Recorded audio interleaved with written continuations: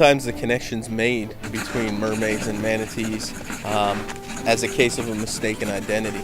Back during the early sailing days, when sailors were out at sea for months and years at a time, they would see a manatee when they came into the Caribbean area, the Caribbean Sea.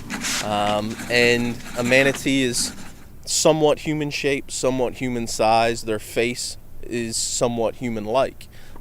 So what is believed is that these sailors saw manatees and believed they were seeing a half-human, half-fish that they called mermaids.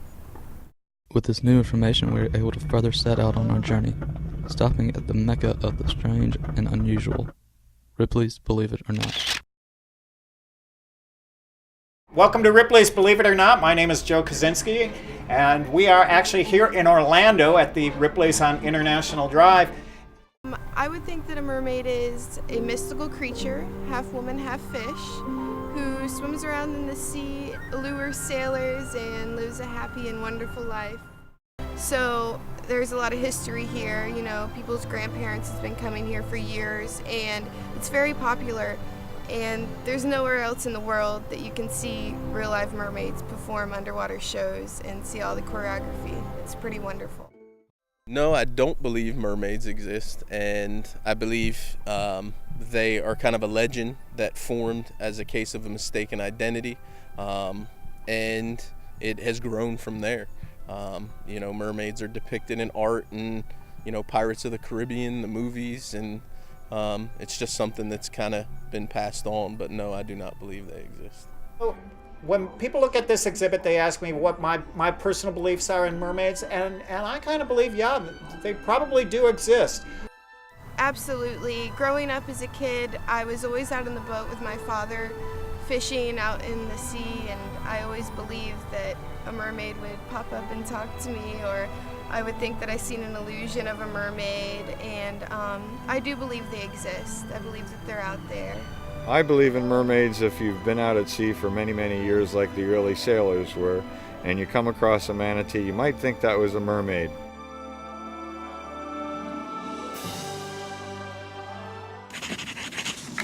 I'm just a girl wishing for the world. Is that too much to ask? Everybody knows and loves me as Marilyn Monroe. And while she is a part of me, she's not all of me. And when people learn that, they leave. I often wonder how the most famous woman in the world could have such a hard time.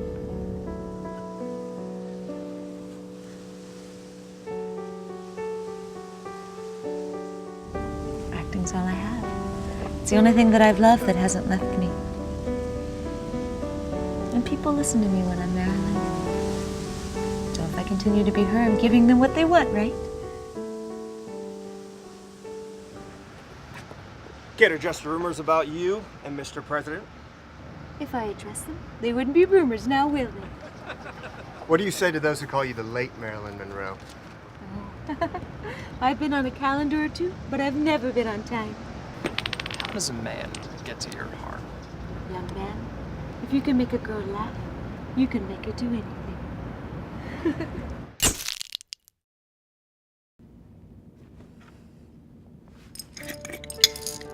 Sometimes I think it would be easier to avoid old age and to die young. But then you'd never get to truly live your life, you know? You wouldn't wholly know who you are.